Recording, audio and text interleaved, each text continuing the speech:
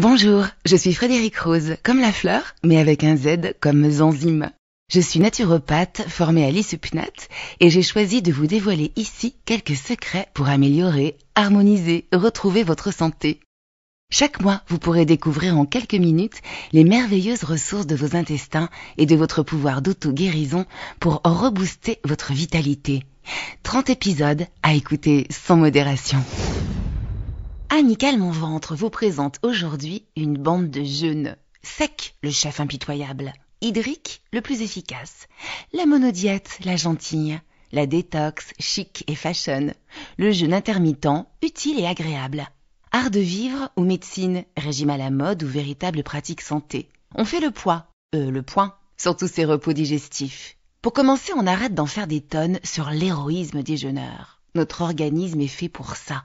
C'est un processus naturel, pratiqué par nos ancêtres chasseurs-cueilleurs chez tous les grands animaux et dans moult pratiques thérapeutiques et spirituelles depuis la nuit des temps. Le jeûne reste déconseillé aux femmes enceintes, aux enfants et surtout en cas de dénutrition ou de troubles alimentaires.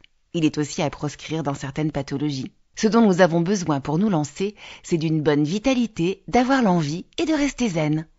Pesons le pour et le contre de ces céréales bienfaiteurs.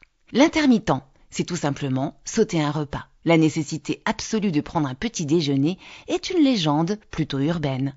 En fait, tout dépend de votre tempérament. Si au saut du lit vous n'avez pas faim, eh bien ne mangez pas. Pour d'autres profils, il sera plus naturel de ne pas déjeuner ou de faire l'impasse sur le dîner. Écoutez-vous et vous saurez tout naturellement quelle pause de 16 heures accorder à votre organisme sans souffrance ni stress. La détox, le poids lourd de tous les magazines santé beauté, est tout simplement un concentré de bon sens.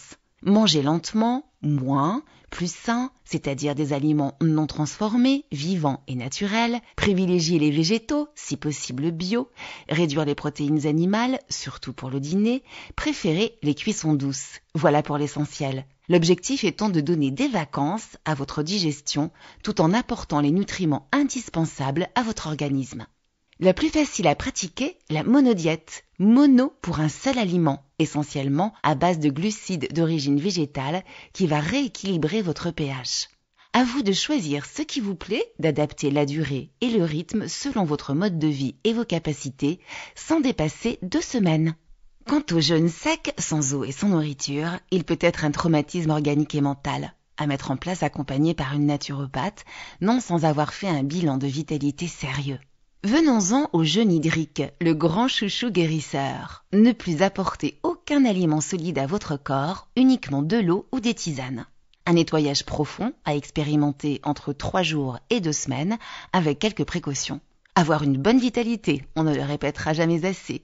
Faire une purge et une descente alimentaire avant, une remontée alimentaire après. Pratiquer une activité physique douce pendant. Pour une première fois, je vous conseille un accompagnement en centre de jeûne ou avec une naturopathe. Mais que se passe-t-il alors dans notre organisme ? C'est le péril jeûne. Sans carburant, les glucides, notre corps va devoir trouver de l'énergie autrement. Les 3 premiers jours, il va puiser à volonté dans les réserves de graisse des muscles et du foie. Grand bonheur hépatique. Quand il aura tout avalé, il pompera dans les tissus adipeux pour trouver des acides gras qu'il transformera. C'est la néoglucogénèse. Bénéfice silhouette. Au 5e jour, il utilisera les acides gras pour produire des corps cétoniques, substances énergétiques de secours essentielles aux muscles et au cerveau.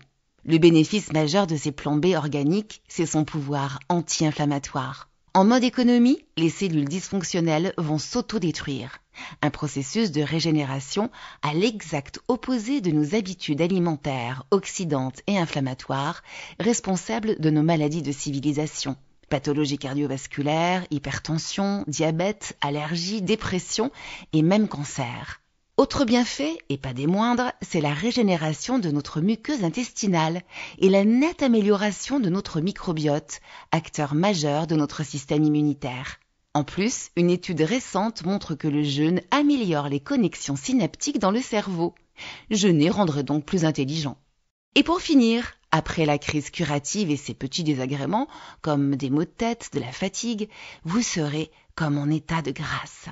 Votre corps va en effet fabriquer des hormones et des neurotransmetteurs qui vont stimuler vos fonctions cérébrales cognitives et émotionnelles et vous donner dynamisme, bonne humeur et motivation, vous reconnecter à l'essentiel. Régénération, énergie, pleine conscience, les jeunes ne veulent que votre bien-être. Amstram, gramme, pique et kilogramme. À vous de piocher celui qui vous plaît. Pour notre prochain épisode, Amical Mon Ventre vous emmènera explorer notre deuxième cerveau, et plus précisément le SIBO et les MIS-C, les fameuses maladies inflammatoires chroniques de l'intestin, leurs points communs et leurs différences. À bientôt!